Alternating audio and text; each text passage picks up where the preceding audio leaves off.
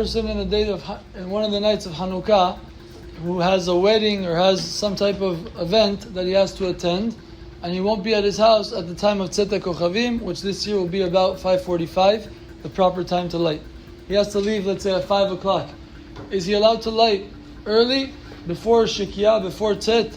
Is that permitted under certain circumstances or not? So the Bet Yosef brings in the name of Ma'arib Abuhav, Rabbi Yitzhak Abuhav, who brings down the words of the Orchot Chaim. And he writes, Adam shetarud, Mishu tarud, the person who is troubled, or he, for whatever reason, he's not going to be able to be in his house at the proper time of lighting candles. Yachol la'akdim miplaga minha ulemala. For an hour and 15 minutes before nighttime, which is plaga minha, he's allowed to light the candles. Bilvad sheitem bashemen ad shetichle regem min hashuk. So he has to be careful to leave enough oil that it should be lit 30 minutes after Tzet Kochavim. So let's say he's lighting around 5 o'clock, it has to stay lit till approximately 6:15. You have to put an hour plus of oil so it stays lit till late at night. So that's the halakha that he writes. What is his source? He says everybody has to do this at least one of the 8 days of Hanukkah, and Erev Shabbat Hanukkah.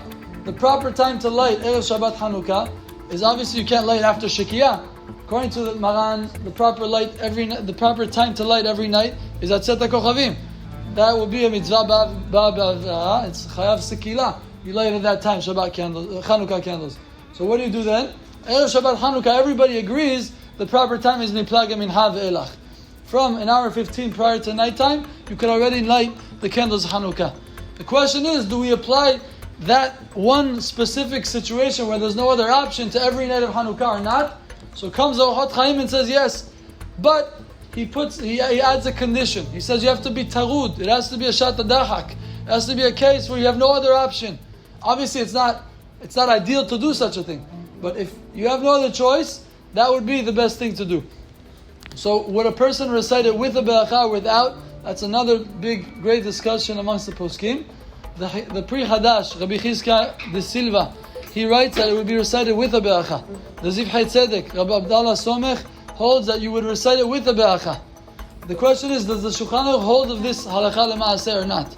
So in Shulchan Aruch, in Siman Taf Reish Ayin Bet, in 672, he writes, En madlikin ner Hanukkah kodem shetishkach hama. You should not light prior to Shekiah, to sundown. Ela in sof Shekiyata, you light at Tzet Kochavim, lo me'achim ve'lo makdimim. What does it sound like? You shouldn't do it. Don't light before Shekiah. Ve'yesh vi she'omer, and there are those who say, she'im hu tarud yachol la'akdim miplaga minha u'lemala. It sounds like a classic stam ve'yesh omrim. That's what you would think. But comes the Zivchei Tzedek, Rabbi Abdallah Somech, the rabbi of the Ben Ish Chai, and he says, no, the first opinion doesn't say that if you're tarud, it's speaking about a typical case. It doesn't say if you have no other option, if you're stressed, you're not going to be able to be home. This is talking about a very specific case. It's not explicit in the second opinion that it argues on the first one. And if you look in the Bet Yosef brings the words of Ma'arib Abuhav in the name of Orchot Chaim B'Shtika. He doesn't bring any other opinion there.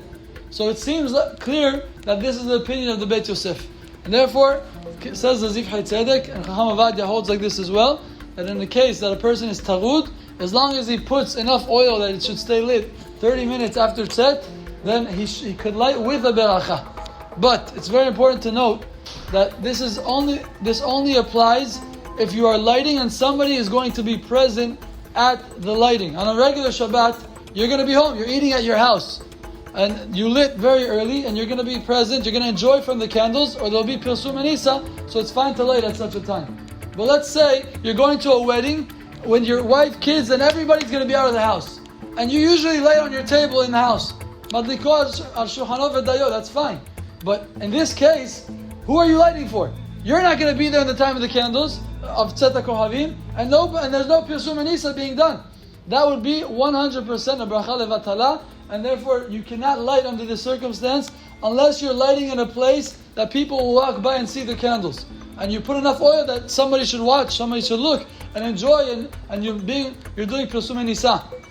So if you're doing Pirsum and Isa, in that case, a person would be allowed to bless on the candles. This is a very, very big machloket. So ideally, you should try to avoid this. You should be home, light on time, and light in the proper way, proper manner, stay there for 30 minutes. But if not, b'diavad or b'shat dahak, a person could do such a thing and light with a beracha, relying on the Zivchei Tzedek and Chacham Avadia's Psak. Chazak u'Baruch.